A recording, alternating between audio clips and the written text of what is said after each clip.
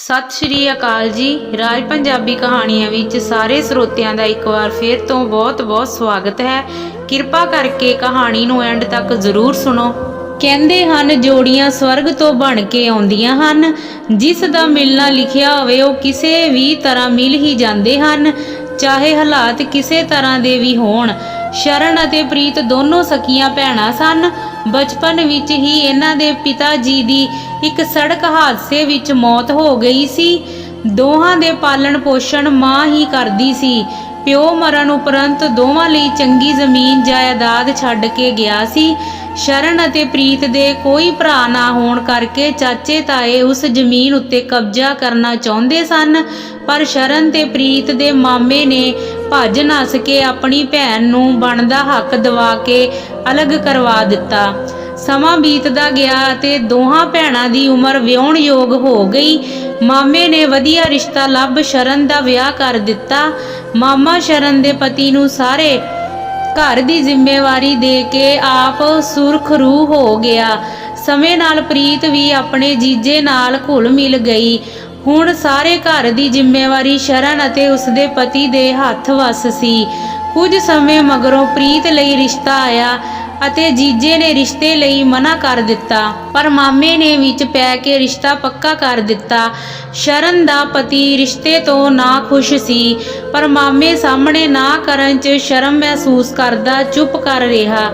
2 ਮਹੀਨੇ ਦੀ ਵਿੱਥ ਨਾਲ ਹਰਮਨ ਅਤੇ ਪ੍ਰੀਤ ਦਾ ਵਿਆਹ ਕਰ ਦਿੱਤਾ। ਵਿਆਹ ਤੋਂ ਬਾਅਦ ਪ੍ਰੀਤ ਅਤੇ ਹਰਮਨ ਬਹੁਤ ਖੁਸ਼ ਸਨ। ਹਰਮਨ ਪ੍ਰੀਤ ਦਾ ਬਹੁਤ ਧਿਆਨ ਰੱਖਦਾ ਸੀ, ਜਿਸ ਕਰਕੇ ਸ਼ਰਨ ਨੂੰ ਪ੍ਰੀਤ ਤੋਂ ਜਲਨ ਮਹਿਸੂਸ ਹੋਣ ਲੱਗੀ।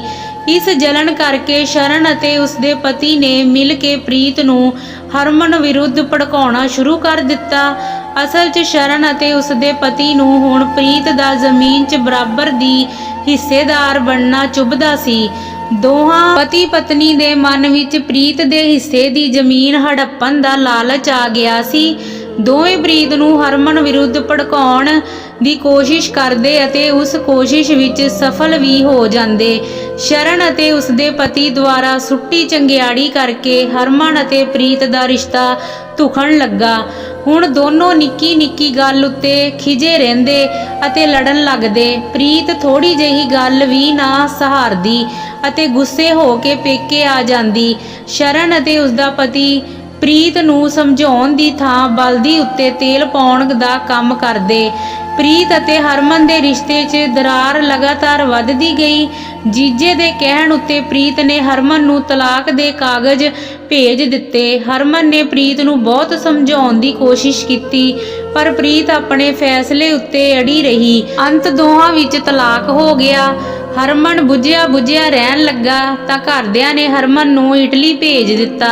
ਇਟਲੀ ਜਾ ਹਰਮਨ ਨੇ ਆਪਣੇ ਆਪ ਨੂੰ ਹਰ ਸਮੇਂ ਕੰਮ ਲਾਈ ਰੱਖਣਾ, ਜਿਸ ਕਰਕੇ ਹਰਮਨ ਆਪਣੇ ਅਤੀਤ ਨੂੰ ਭੁੱਲਣ ਦੀ ਕੋਸ਼ਿਸ਼ ਕਰਦਾ ਰਹਿੰਦਾ। ਇੱਧਰ ਭੈਣ ਅਤੇ ਜੀਜੇ ਨੇ ਪ੍ਰੀਤ ਲਈ ਆਉਣ ਵਾਲੇ ਹਰ ਰਿਸ਼ਤੇ 'ਚ ਕੋਈ ਨੁਕਸ ਕੱਢ ਕੇ ਇਨਕਾਰ ਕਰ ਦੇਣਾ, ਕਿਉਂਕਿ ਦੋਨੋਂ ਪਤੀ ਪਤਨੀ ਪ੍ਰੀਤ ਲਈ ਅਜਿਹਾ ਰਿਸ਼ਤਾ ਲੱਭਦੇ ਸੀ ਜੋ ਸਿਰਫ ਉਹਨਾਂ ਦੇ ਹੱਥ ਦੀ ਕਠਪੁਤਲੀ ਬਣ ਕੇ ਰਹੇ। 8-9 ਸਾਲ ਰਿਸ਼ਤੇ ਆਉਂਦੇ ਰਹੇ, ਪਰ ਭੈਣ ਅਤੇ ਜੀਜੇ ਨੇ ਕਿਸੇ ਰਿਸ਼ਤੇ ਲਈ ਹਾਂ ਨਾ ਕੀਤੀ। ਮਾਂ ਜੇ ਕਿਸੇ ਰਿਸ਼ਤੇ ਨੂੰ ਮਨ ਬਣਾਉਂਦੀ ਤਾਂ ਦੋਨੋਂ ਉਸ ਮੁੰਡੇ ਦੀ ਕਮੀਆਂ ਦੱਸ ਕੇ ਇਨਕਾਰ ਕਰ ਦਿੰਦੇ। ਬੇਵਸ ਮਾਂ ਚੁੱਪ ਕਰ ਰਹਿੰਦੀ। ਹੌਲੀ ਹੌਲੀ ਵਿਆਹ ਦੀ ਉਮਰ ਲੰਘ ਗਈ ਅਤੇ ਪ੍ਰੀਤ ਦੇ ਮੱਥੇ ਤਲਾਕ ਦਾ ਕਲੰਕ ਸਦਾ ਲਈ ਲੱਗ ਗਿਆ। ਸ਼ਰਨ ਅਤੇ ਉਸਦੇ ਪਤੀ ਨੇ ਆਪਣੇ ਰਸਤੇ ਦਾ ਰੋੜਾ ਕੱਢਣ ਦੀ ਤਰਕੀਬ ਬਣਾਈ। ਦੋਹਾਂ ਨੇ ਮਿੱਠੇ ਹੋ ਕੇ ਪ੍ਰੀਤ ਨੂੰ ਬਾਹਰ ਜਾਣ ਦੇ ਸੁਪਨੇ ਦਿਖਾਏ। ਫਿਰ ਬਾਹਰ ਜਾਣ ਦੇ ਕਾਗਜ਼ ਬਣਾਉਣ ਦੇ ਬਹਾਨੇ ਜ਼ਮੀਨ ਦੇ ਕਾਗਜ਼ ਬਣਾ ਕੇ ਪ੍ਰੀਤ ਤੋਂ ਦਸਤਖਤ ਕਰਵਾਏ।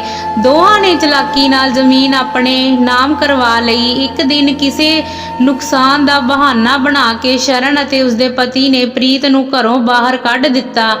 ਮਾਂ ਨੇ ਬਹੁਤ ਤਰਲੇ ਪਾਏ ਕਿ ਇਹ ਤੁਹਾਡੇ ਘਰ ਦਾ ਕੰਮ ਕਰਕੇ 2 ਵਕਤ ਦੀ ਰੋਟੀ ਉੱਤੇ ਦਿਨ ਕੱਟ ਲਊ, ਪਰ ਇਸ ਮਾਸੂਮ ਨੂੰ ਬਾਹਰ ਨਾ ਕੱਢੋ। ਉਹ ਤਾਂ ਪਹਿਲਾਂ ਹੀ ਵਕਤ ਦੀ ਮਾਰੀ ਆ। ਪਰ ਦੋਹਾਂ ਉੱਤੇ ਮਾਂ ਦੇ ਤਰਲਿਆਂ ਦਾ ਕੋਈ ਅਸਰ ਨਹੀਂ ਹੋਇਆ। ਹੁਣ ਦੋਹਾਂ ਨੇ ਪ੍ਰੀਤ ਦੇ ਨਾਲ ਮਾਂ ਨੂੰ ਵੀ ਘਰੋਂ ਬਾਹਰ ਕੱਢ ਦਿੱਤਾ। ਪ੍ਰੀਤ ਨੂੰ ਹੁਣ ਹਰਮਨ ਨੂੰ ਛੱਡਣ ਕਰਕੇ ਪਛਤਾ ਰਹੀ ਸੀ, ਪਰ ਹੁਣ ਕੁਝ ਨਹੀਂ ਹੋ ਸਕਦਾ ਸੀ। ਗੁਜ਼ਾਰਾ ਕਰਨ ਲਈ ਪ੍ਰੀਤ ਨੇ ਨੌਕਰੀ ਲੱਭੀ ਅਤੇ ਕਿਰਾਏ ਉੱਤੇ ਕਮਰਾ ਲੈ ਕੇ ਮਾਂ ਨਾਲ ਰਹਿਣ ਲੱਗੀ। ਮਾਂ ਧੀ ਨਾਲ ਹੋਏ ਧੋਖੇ ਦਾ ਦੁੱਖ ਨਾ ਸਹਾਰਦੀ ਹੋਈ ਬਿਮਾਰ ਰਹਿਣ ਲੱਗੀ। ਪ੍ਰੀਤ ਮਾਂ ਨੂੰ ਬਹੁਤ ਹੌਸਲਾ ਦਿੰਦੀ, ਪਰ ਮਾਂ ਦੇ ਦਿਲ ਨੂੰ ਫੇਰ ਵੀ ਪ੍ਰੀਤ ਦੀ ਪੀੜ ਦਾ ਅਹਿਸਾਸ ਹੋ ਜਾਂਦਾ।